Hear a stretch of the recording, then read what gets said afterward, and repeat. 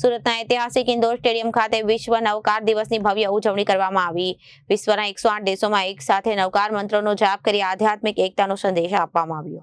વિશ્વના 108 દેશોમાં એક સાથે નવકાર મંત્રનો જાપ કરી આધ્યાત્મિક એકતાનો સંદેશ આપવામાં આવ્યો હતો। ભારતમાં અંદાજે 4 થી 8 હજાર સ્થળોએ સામૂહિક કાર્યક્રમો યોજાયા। સુરતના ઇન્ડોર સ્ટેડિયમમાં 7 થી 8 હજારથી વધુ શ્રદ્ધાળુઓએ સામૂહિક નવકાર મંત્રનો જાપ કરી શાંતિ અને એકતાનો સંકલ્પ લીધો। કાર્યક્રમ દરમિયાન જણાવાયું કે સામૂહિક જાપની ઉર્જા સમાજમાં સકારાત્મક પરિવર્તન લાવવાની શક્તિ ધરાવે। વિશ્વમાં યુદ્ધ અને આતંકના ભય વચ્ચે નવકાર મહામંત્ર શાંતિ, સ્થિરતા અને માનવતા માટે પ્રેરણા મંત્ર લાવી લાગણી વ્યક્ત કરવામાં આવી। કેન્દ્રના ગૃહમંત્રી અમિત શાહે પણ વર્ચ્યુઅલી કાર્યક્રમ સાથે જોડાયા। નવકાર મંત્રના વૈશ્વિક સંદેશને મહત્વપૂર્ણ આવ્યું। જી સર, આપનું નામ? મારું નામ મિતેશ ગાંધી છે। હું જીતો સુરતનો ચીફ સેક્રેટરી છું। અહીંયા સુરતમાં વિશ્વ નવકાર મહામંત્ર દિવસનો ઐતિહાસિક આયોજન થઈ રહ્યો છે।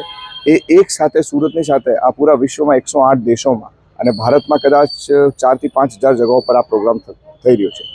જે આ વખતની પૂરા વિશ્વની સ્થિતિ છે, યુદ્ધ છે, આતંક છે, ભયનો આખા વિશ્વ માહોલ છે, તો એ નવકાર મહામંત્ર એક એવો મંત્ર છે જે બધાને શાંતિ આપે, શાતા આપે અને આ જે બધી પ્રોબ્લેમનો સોલ્યુશન એક છે, એટલે આ નવકાર મંત્ર છે। કેટલા લોકો ઉપસ્થિત હતા?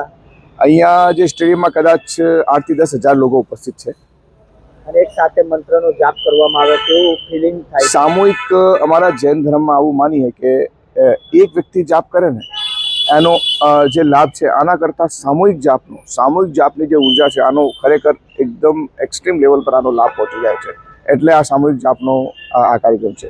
અત્યારે એ જ કાર્યક્રમ અમારે એપેક્સનો થઈ રહ્યો છે વિજ્ઞાન ભવન દિલ્હીમાં, જ્યાં આપણે અમિત શાહજી છે, આપણા ગૃહમંત્રી, એ ત્યાં પ્રોગ્રામમાં પધાર્યા છે ને એ પણ ત્યાં જાપ કરે છે। Bureau report, Janadesh news.